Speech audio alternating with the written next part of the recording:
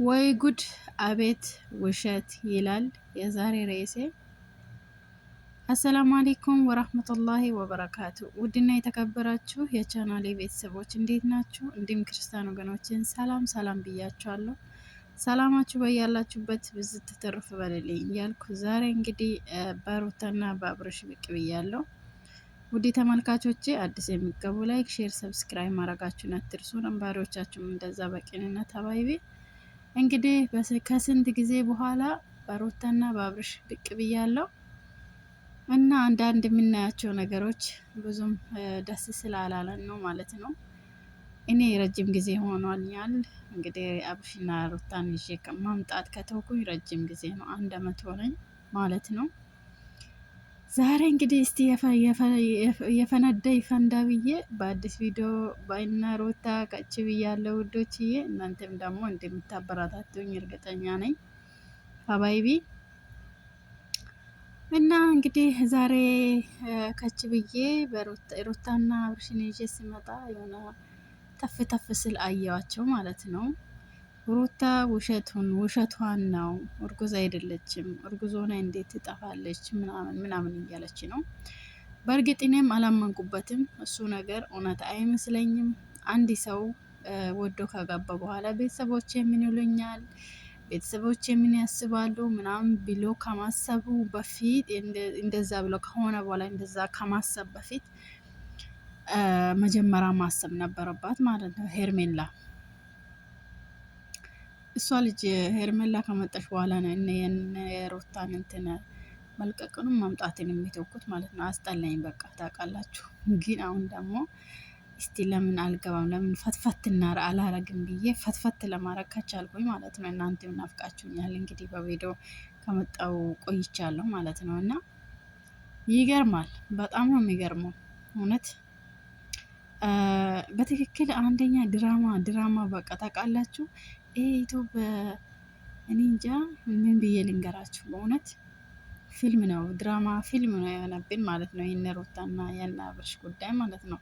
የሩታና የአብርሽ ጉዳይ በነገራችን ላይ ረዘመ በጣም ማለት ነው። እና እልምሁን እኔ አለፍ አለፍ ብዬ ነው እንጂ እንደ በፊቱ ትኩረት ሰጥቼ ትኩር ብዬ ማየት ይቻላል ማለት ነው። ምክንያቱም እያስጠላኝ መጣ ማለት ነው። እና ሄርሜላ አርግዛ ከመሸሽ ይልቅ አብርሽን ቀርባ ማማከር እያለ እሷ ደግሞ እኔ ስላረገዝኩ ነው የራኩት ምናምን ምናምን ቤተሰቦች ምን ይሉኛል ብዬ ነው ምናምን ትላለች። ግን አይመስል ወሬ ማለት ነው። ዛሬ ደግሞ ሩታ ይሄ እርግዝና ትክክለኛ አይመስለኝም ነጌታ ያለ እያለች ነው ማለት ነው።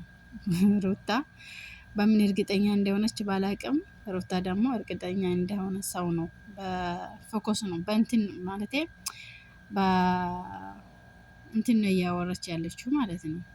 ያኔ በእርግጠኝነት ማለት ነው።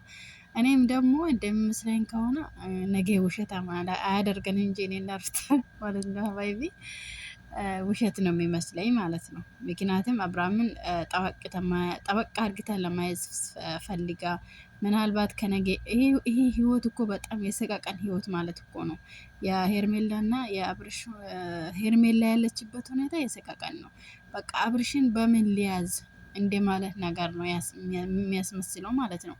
እርግዝና በርግጥ አብሮ ከኖሩ አብሮ ከቀጠሉና በፍቅር አብሮ ከኖሩ እርግዝና ማይጠፋ ነገር ነው ማለት ነው። ሊሆንም ይችላል። ግን ይህም ሆነ ያ እሷ አብርሽን ጠበቃ አርግተን ለመያዝ ነው ይህን ነገር ያሰበችው ማለት ነው።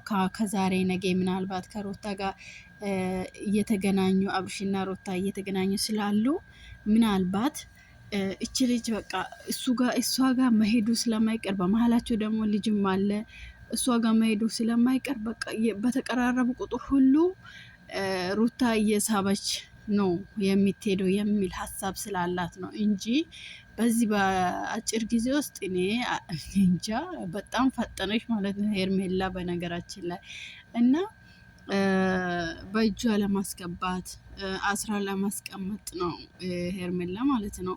አብርሽን ለመያዝ ነው እርጉዝ ነኝ እያለች ያለችው ማለት ነው። እውነትም ሊሆን ይችላል፣ ውሸትም ሊሆን ይችላል። እሱ በመሀላቸው አንድ ፈጣሪ ብቻ ነው፣ አንድ አላህ ብቻ ነው የሚያውቀው ማለት ነው። እና እኔ ግን አላመንኩበትም ማለት ነው፣ እንደ ሩታ ማለት ነው። በእርግጠኝነት እርግዝና ያለ አይመስለኝም። እኔ እንጃ። እና በቃ ሄርሜላ በምን ሊያዘው ነው ታውቃላችሁ? የምትይዘው ነገር የለማ አብርሽን ነገ ጥሎት ይሄዳል የሚል ስጋትም ስላላት ነው ሄርሜላ አብርሽን በዚህ መያዝ አለብኝ ብላ አስባበት ነው እንጂ እንጃ። በእውነት በዚህ ፍጥነት አላቅም። በዛ ላይ ልጅ አለው አብርሽ፣ ልጅ አለው በሩታና በአብርሽ መካከል ልጅ አለው።